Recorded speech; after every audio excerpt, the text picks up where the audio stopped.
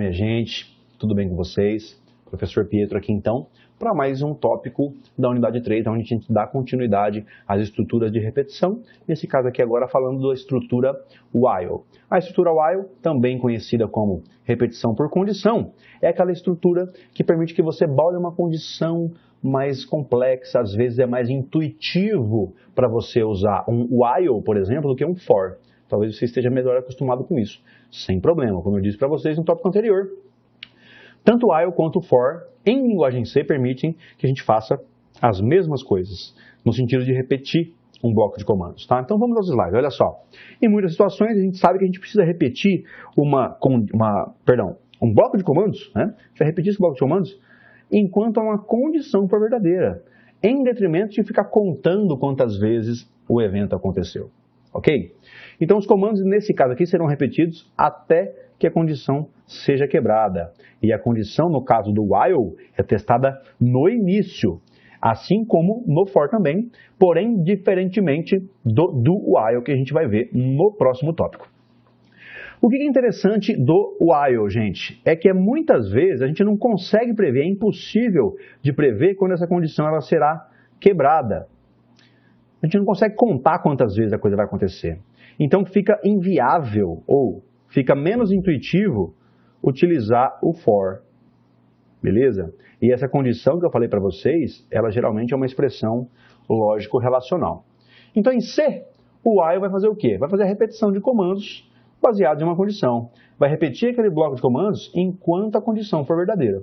Assim que a condição for quebrada, o laço se interrompe. Ok? Então vamos lá, olha só, a sintaxe ali embaixo. Nós temos aqui o comando while, a condiçãozinha entre parênteses e o bloco de comandos delimitado entre as chaves. Simples assim. Então, naquele exemplo de imprimir o aguarde por 100 vezes na tela, a gente resolveria de que forma usando um while da vida? Olha só, então aqui eu incluí as bibliotecas, o meu main vai aqui das linhas 3 à linha 9. Na linha 4, eu crio aqui essa variável i. E olha que importante, eu já inicializo ela com 0. Porque se eu crio i e eu não inicializo ela com 0, ela vai ficar com lixo de memória. E o lixo de memória não necessariamente vai ser algo que atenda à condição. Então, o cuidado mais importante, um dos cuidados mais importantes que você tem que ter ao usar um while é garantir que a sua variável de controle ou as variáveis de controle da sua condição ali do while, elas tenham sido inicializadas. Seja o usuário inserindo um dado, seja você inserindo esse dado hard-coded ali, fazendo uma atribuição direta. Então, maravilha. Inicializei i com 0. Enquanto i for menor que 100, while i menor que 100, eu defino um bloco de comandos que vai fazer o que aqui? Vai imprimir na tela o aguarde. E olha a outra parte importante aqui, ó. E recebendo i mais 1 dentro do bloco de comandos. Lá no for, isso era feito automaticamente. Tanto as linhas 4 quanto a linha 7 seriam feitas automaticamente no for. No while, nós somos obrigados a deixar isso explícito nos comandos que estão rodeando o while.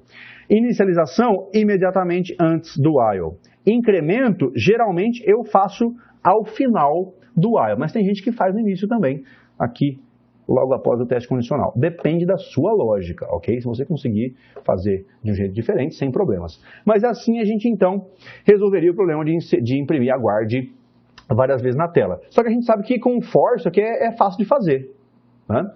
Mas agora, aonde que o while mostra o seu valor de fato? Olha só, imagine agora por outro lado um algoritmo, um programa para escrever, aliás, para descobrir quantas vezes é possível. Olha só, eu quero um algoritmo que descubra quantas vezes eu consigo diminuir 2 de um número n sucessivamente, várias vezes seguidas, antes que o resultado dessa subtração seja negativo. Então imagina o seguinte, ó, o usuário digitou lá um n igual a 5, beleza?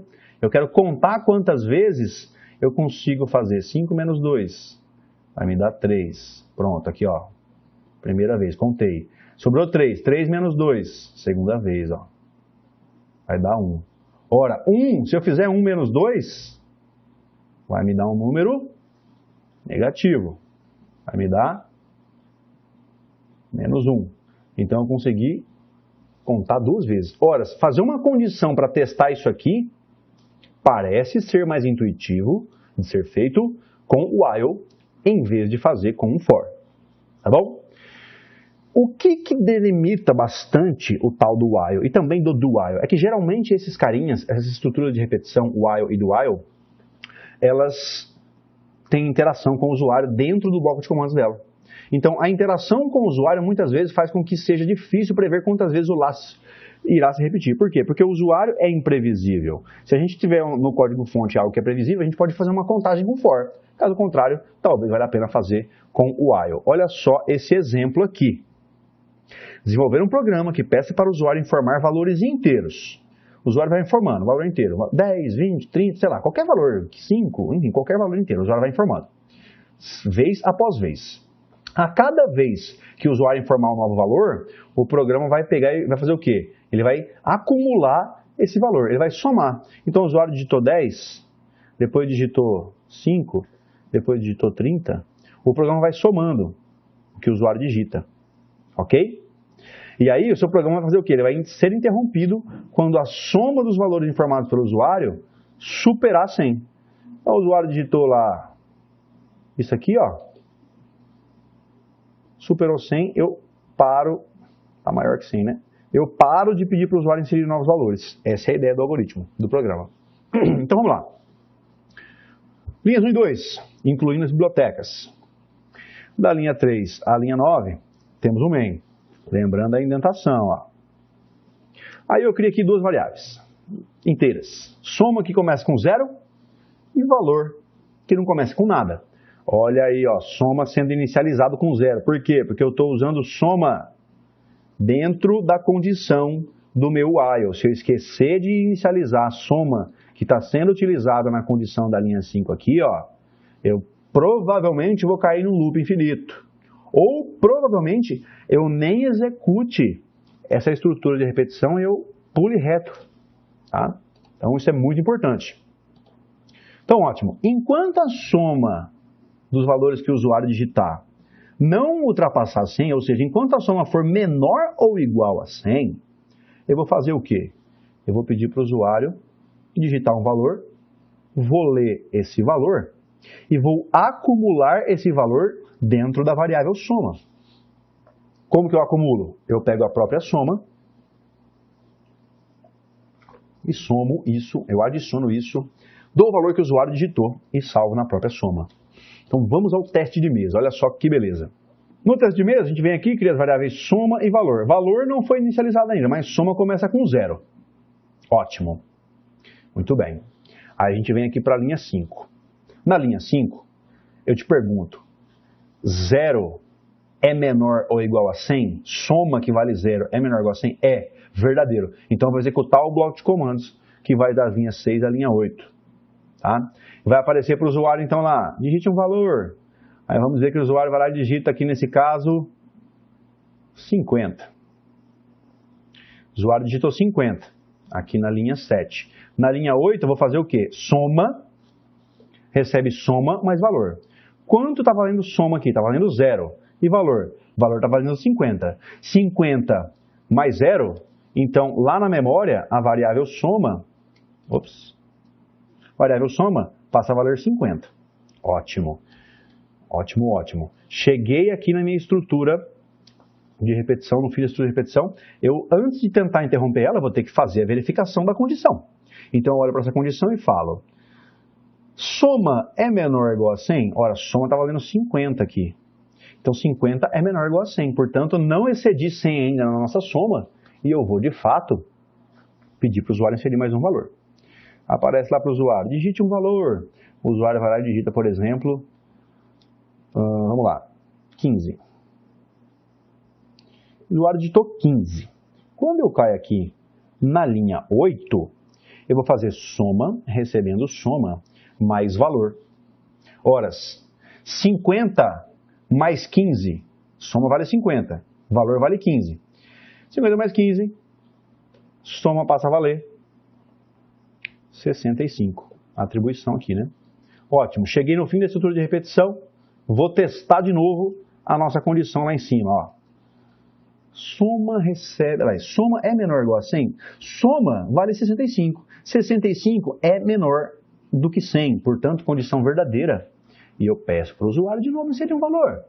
Aí o usuário vai lá, recebe a mensagem na tela, e o usuário vai lá agora e digita 30. Digitou 30 o nosso querido usuário. Aqui na linha 8, soma recebe soma mais valor. Soma está valendo 65, valor valendo 30. 65 mais 30 vai dar para nós, aqui em soma, o valor 95. Maravilha. Cheguei no fim, vou testar a estrutura de repetição lá. Olha, 95 é menor ou igual a 100? Ainda é. Então eu vou repetir de novo as instruções que estão nas linhas 6, 7 e 8. O usuário recebe a mensagem para inserir um novo dado. Ele vai lá e insere um novo dado. Digamos que ele vem aqui e insere 5.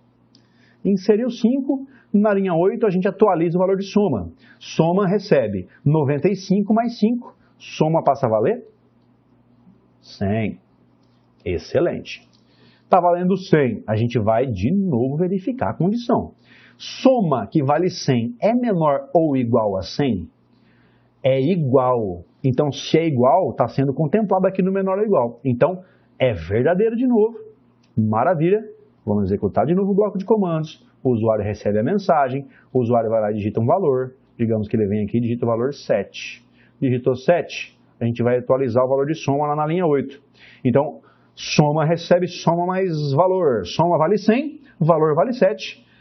100 mais 7 dá 107 aqui para dentro de soma. A gente chega aqui no final, verifica mais uma vez se a estrutura de repetição ainda pode ser repetida, iterada.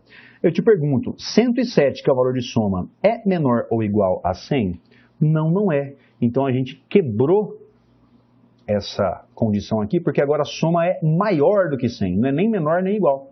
Então, o nosso algoritmo ele continua o seu fluxo a partir da linha 9 ali, que é o fim da estrutura de repetição, e nesse caso ele se encerra, beleza? E aí vocês percebem que talvez seja mais interessante utilizar, nesse caso, um while do que um for, porque é mais intuitivo. Maravilha, meus queridos e minhas queridas? Espero que tenham gostado então por enquanto, e a gente se prepara para que no próximo tópico a gente fale aí da estrutura de repetição do while. A gente se encontra lá. Até mais!